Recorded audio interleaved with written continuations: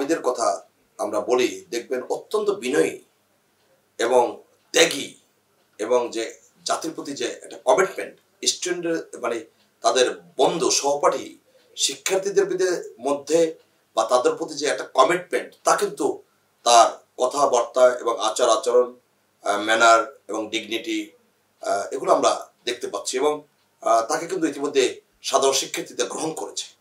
আপনি দেখবেন তিনি কিন্তু তার যে কথা, তার চলন, তার যে আচরণ, মানুষ কিন্তু এই সময় একজন শিক্ষার্থীর সবচেয়ে বড় গুণ হচ্ছে তার বিনয়ী ব্যবহার, যেটা আবিদের মধ্যে রয়েছে। আমি কিন্তু প্রতি মুহূর্তে এগুলো দেখি যে আবিদের কথাবার্তা, চাল চলন, আচার আচরণ, এগুলো আমি ফলো করি।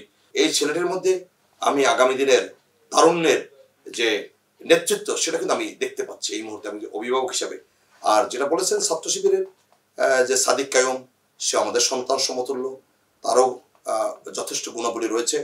কিন্তু যে বিষয়টি উঠে আসছে যে তারা ছাত্রদলকে ঘায়েল করার জন্য তারা যে ফেসবুকে, সোশ্যাল মিডিয়ায় ব্যাপকভাবে তারা কিন্তু সাইবার বুলিং এর কর্মকাণ্ডে লিপ্ত রয়েছে, যেটি অত্যন্ত দুঃখজনক। কারণ সাদিক কায়ুম আমাদের সন্তান সমতুল্য, আবিদও আমাদের সন্তান সমতুল্য, এবং যারা অন্যান্য প্যানেল নির্বাচন করছে, আমি দেখলাম আরেকটি ছেলে শামীম হোসেন, চমৎকার তার চিন্তা শক্তি, তিনি আমাদের সন্তান সমতুল্য, তিনি কথা বলছেন, যেটি আমি নিজেও আমার আইডিতে আমি শেয়ার করেছি। এই যে ভালো লাগার জায়গা থেকে একজন শিক্ষার্থীর প্রথম পরিচয় হচ্ছে তিনি বিনয়ী হবেন, তিনি আদর্শবান হবেন, তিনি উত্তম চরিত্র অধিকারী হবেন, তিনি গণতন্ত্রের কথা বলবেন, তিনি সুশাসন, ন্যায় বিচার, মানবিক মূল্যবোধের কথা বলবেন। আগামী দিনে তার মধ্যে আমরা বাংলাদেশের যে মানুষের চিন্তা চেতনা রয়েছে, সেটি আমরা তার মধ্যে আমরা দেখতে পাবো।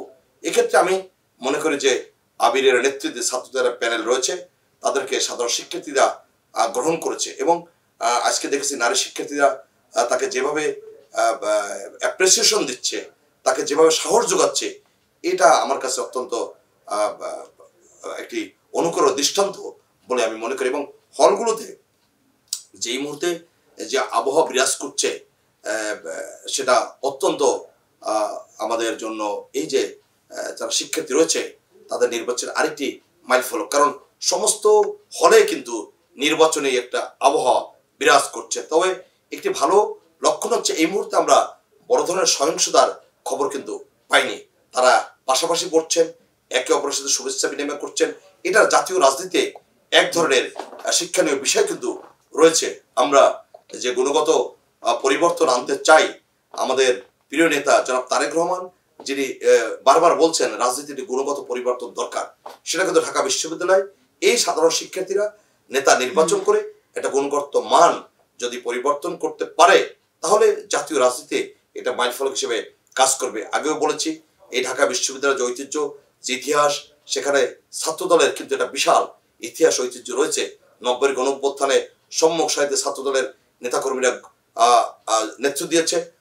এই যে 24-এর যে স্বৈরাচার বিরোধী 36 জুলাইয়ের যে আন্দোলন যেটি সংগঠিত হয়েছে, সেক্ষেত্রে আবিদরাই কিন্তু নেতৃত্ব দিয়েছে। তারা কিন্তু প্রকাশ্যে একেবারে সম্মুখ সারির যোদ্ধা হিসেবে তারা নেতৃত্ব দিচ্ছেন। তারা বুকের তাজা রক্ত ঢেলে দিয়েছেন। তারা একেবারে স্টেন গান, শর্ট গান বা এই ধরনের মারণাস্ত্র, ক্ষেপণাস্ত্রের সামনে কিন্তু তারা দাঁড়িয়ে গণতন্ত্রের পক্ষে কথা বলেছেন।